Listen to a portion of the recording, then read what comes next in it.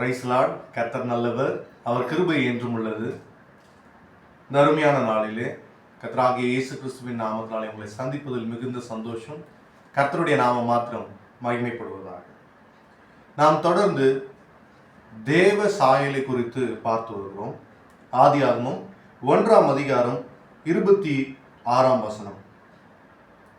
பின்பு தேவன் நமது சாயலாகவும் நமது ரூபத்தின்படியேயும் மனுஷனை உண்டாக்குவோமாக, அவர்கள் சமுத்திரத்தின் மச்சங்களையும் ஆகாயத்து பறவைகளையும் மிருக ஜீவன்களையும் பூமி அனைத்தையும் பூமியின் மேல் ஊறும் சகல பிராணிகளையும் ஆளக்கடவார்கள் என்றார். ஆமென். நமது சாயலாக நமது ரூபத்தின்படி அப்படின்னு தேவன் நம்மை படைப்பதற்கு முன்பாக தீர்மானித்து அவருடைய சாயலாக அவருடைய ரூபத்தின்படி நம்மை படைக்கிறார். இதனுடைய அர்த்தம் என்ன அப்படின்னா, இன்னைக்கு உலக பெற்றோர்களாகிய நாம் எல்லோரும் நம் பிள்ளைகளுக்கு வீடு, காரு, பங்களா, தொழில் எல்லாவற்றையும் உருவாக்கி கொடுக்கிறோம். நில, இடம், ஃப்ளாட்டு இதெல்லாம் வாங்கி கொடுக்குறோம். இதெல்லாம் வாங்கி வைக்கிறோம், பிள்ளைகளுக்கு சேர்த்து வைக்கிறோம். தேவன் அப்படி தன்னுடைய பிள்ளைகளுக்காக பூமியை படைத்தார். தம்முடைய பிள்ளைகள்லாம் நம்ம தான். நாம அவருடைய சாயலின்படி படைக்கப்பட்டதுனால நாம் ஏதோ தேவ சாயல் தேவ ரூபம்னு சொல்லி வசனத்தோட அப்படியே சாதாரணமாக கடந்து விடாம நாம் அவருடைய பிள்ளைகளாகவே படைக்கப்பட்டு இருக்கிறோம் என்பதை உணரணும்.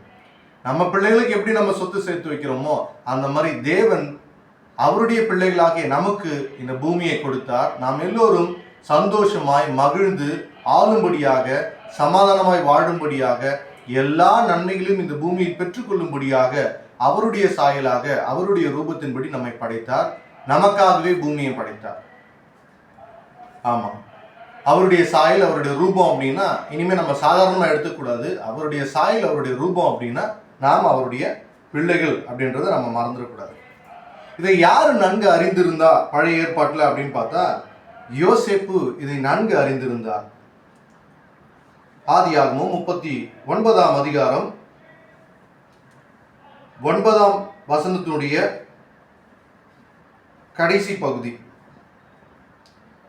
தேவனுக்கு விரோதமாய் பாவம் செய்வது எப்படி என்றான். தேவனுக்கு விரோதமாய் பாவம் செய்வது எப்படி என்றான்.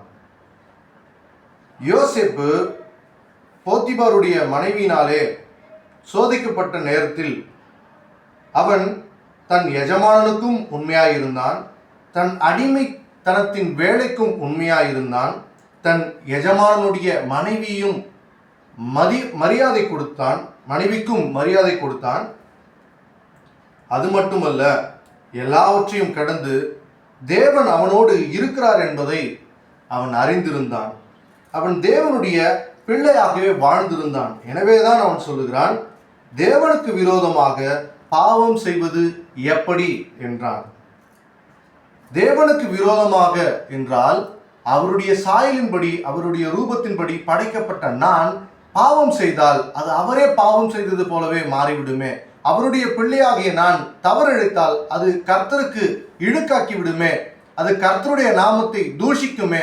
என்னுடைய செயல்கள் கர்த்தருடைய சாயலுக்கு புறமானதாய், கர்த்தருடைய அன்பிற்கு புறமானதாய், கர்த்தருடைய பிள்ளையாகிய நான் அந்த தவறை செய்ய மாட்டேன்.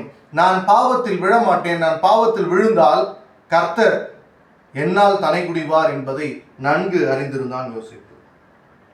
எனவே அவருடைய சாயல் அவருடைய ரூபம் என்பது சாதாரணமான ஒரு காரியம் அல்ல. நாம் அவருடைய சொந்த பிள்ளைகள் என்பதை வெளிக்காட்டுகிறது. இதை இன்னும் ஆழமாக புதிய ஏற்பாட்டிலே கொலோசியர் 3ஆம் அதிகாரம் 3ஆம் வசனத்தினுடைய பிற்பகுதியில் பவுல் இப்படியாக கூறுகிறார். உங்கள் ஜீவன் கிறிஸ்துவுடனே தேவனுக்குள் மறைந்திருக்கிறது. நான் அல்ல, கிறிஸ்துவே என்னில் பிழைத்திருக்கிறார் என்று சொல்லுகிறார் பவுல். இதை நன்கு அறிந்த யோசேப்பு பாவத்தை தவிர்க்கிறார். எல்லா நேரங்களிலும் அவருடைய சாயல் அவருடைய ரூபம் நமக்குள்ளாய் இருக்கிறது. அவருடைய பிரசன்னம் நமக்குள்ளாய் இருக்கிறது. நாம் அவருடைய சொந்த பிள்ளைகளாய் இருக்கிறோம். நம்மை ஆசீர்வதிக்கவே பூமியை கொடுத்தார். நாம் சுகித்து சமாதானமாய் சந்தோஷமாய் வாழும்படியை கொடுத்தார். அதே போல அவருடைய பிரசன்னம், அவருடைய சாயல், அவருடைய ரூபம் நம்மில் தொடர்ந்து வாழ்ந்து கொண்டிருக்கிறது. இதை உணரும் பொழுது நாம் பாவத்தில் விழமாட்டோம். இதை உணரும் பொழுது கர்த்தருக்குள் நாம் களி கூறுவோம். இதையே பவுல் தன்னுடைய நிருபங்களில் எல்லா இடங்களிலும் சொல்லுகிறார். இதை நாம் அறிந்து கொள்ள பிரகாசம் உள்ள மனக்கண்கள் திறக்கப்பட வேண்டும் என்று நமக்காய் ஜெபிக்கிறார். நாமும் கூட நம் சகோதர சகோதரிகளுக்காக, இன்னும் ரட்சிக்கப்படாத உறவுகளுக்காக, நண்பர்களுக்காக, எதிரிகளுக்காக, எல்லோருக்காக, இந்த பூமியில் பிறந்த ஒவ்வொரு மனிதனும் தேவ சாயலால் பிறந்திருக்கிறார்கள். எல்லோரும் தேவனுடைய பிள்ளைகள். ஆனால் தேவனை அறியாது இருக்கிறார்கள். அந்த மக்களுக்கு சுவிசேஷத்தை அறிவிக்கவே கர்த்தர் நம்மிடத்தில் கேட்டுக்கொண்டார். உலகமெங்கும் சென்று நற்செய்தி அறிவியுங்கள் என்று சொல்லி, இந்த நாளிலும் கூட நற்செய்தி அறிவிக்க நாங்கள் குடும்பமாய் இயேசு கிறிஸ்துவின் நாமத்தினாலே நிற்கிறோம்.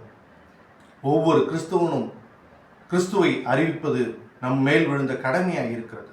எனவே அவருடைய சாயலாய், அவருடைய ரூபத்தின்படி படைக்கப்பட்ட நாம் அவருடைய பிள்ளைகளாய் இருக்கிறோம். அவர் நமக்குள் வாழ்கிறார் என்ற உணர்வுகளோடு நாம் அந்த சத்தியத்தை அறிந்து வாழும் பொழுது நிச்சயமாக பாவத்தையும் பிசாசையும் நாம் மேற்கொள்வோம். பிசாசு ஏற்கனவே நம் பாதங்களுக்கு கீழாய் கிடக்கிறான். இயேசு கிறிஸ்துவனுடைய இரத்தத்தினால் நாம் மீட்டெடுக்கப்பட்டோம். மரணமும் நமக்கு கிடையாது, பாதாளமும் நமக்கு நிரந்தரம் கிடையாது. நம்முடைய வீடு பரலோகம். நமக்குள் வாழ்கிறவர் சகலத்தையும் படைத்தவர். இந்த பாடலை பாடி கர்த்தருடைய நாமத்தை இன்னும் அதிகமாய் ஆழமாய் தியானிப்போம்.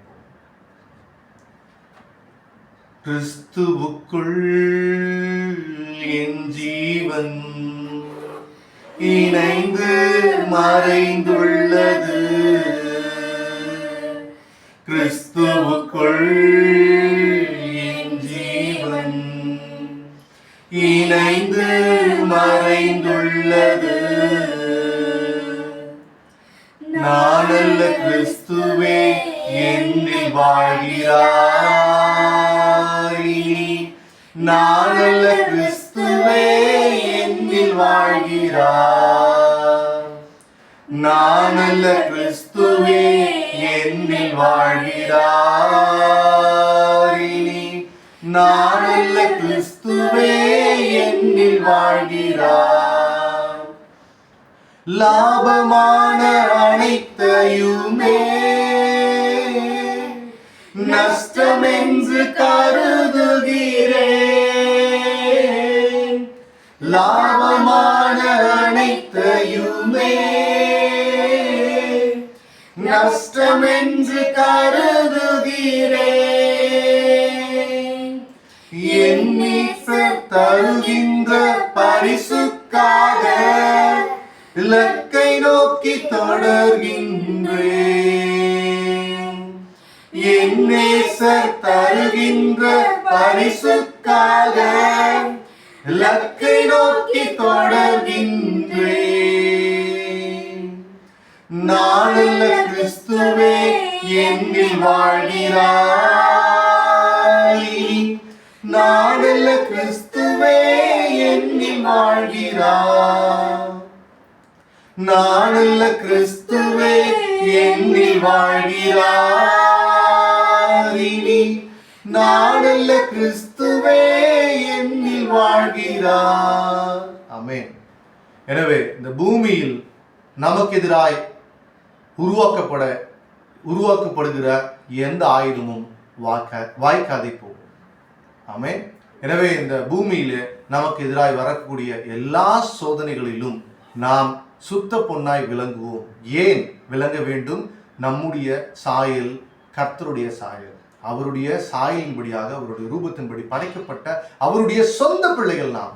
எனவேதான் அவர் வானதூதரையோ மற்றவர்களையோ அனுப்பாமல் தானே இறங்கி வந்து தாழ்மையில் நம்மில் அன்பு கூர்ந்து அடிமையின் ரூபமாகிய, பாவத்தில் விழுந்த மனிதனுடைய அடிமையின் ரூபமாகிய அந்த ரூபத்தை எடுத்து மனிதனாய் பிறந்து நம்மை விட எல்லா துன்பங்களையும் பட்டு இறுதியாக கர்த்தருடைய சாயலையும் கர்த்தருடைய ரூபத்தையும் அவர் சொந்த பிள்ளைகளாய் எப்படி வாழ வேண்டும் என்று வாழ்ந்து காட்டி நமக்காய் மரித்தார்.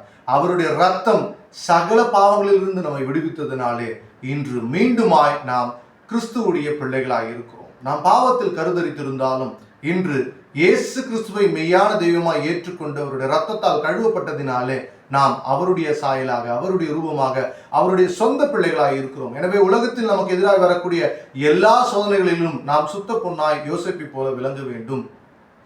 பவுலை போல கிறிஸ்து நமக்குள் வாழ்கிறார் என்பதை ஆழமாய் மனக்கண்கள் திறக்கப்பட்டு உணர்ந்து வாழ்க்கையை நடத்த வேண்டும். எல்லா சூழ்நிலையிலும் கர்த்தருடைய நாமத்தை நாம் தொடர்ந்து உயர்த்தக்கூடிய பிள்ளைகளாய் நாம் வாழ வேண்டும்.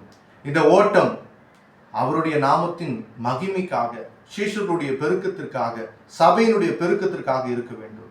இந்த பூமியில் நாம் வாழக்கூடிய ஒவ்வொரு நாளும் கிறிஸ்து இயேசுவுக்கு உகந்த வாழ்க்கையை வாழவே அவருடைய பிள்ளைகளாய் படைக்கப்பட்டிருக்கிறோம் என்பதை நாம் உணர்ந்து வாழும் பொழுது நிச்சயமாய் கிறிஸ்து நமக்காய் சிந்தின இரத்தம் ஜெயமாய் மாறும்.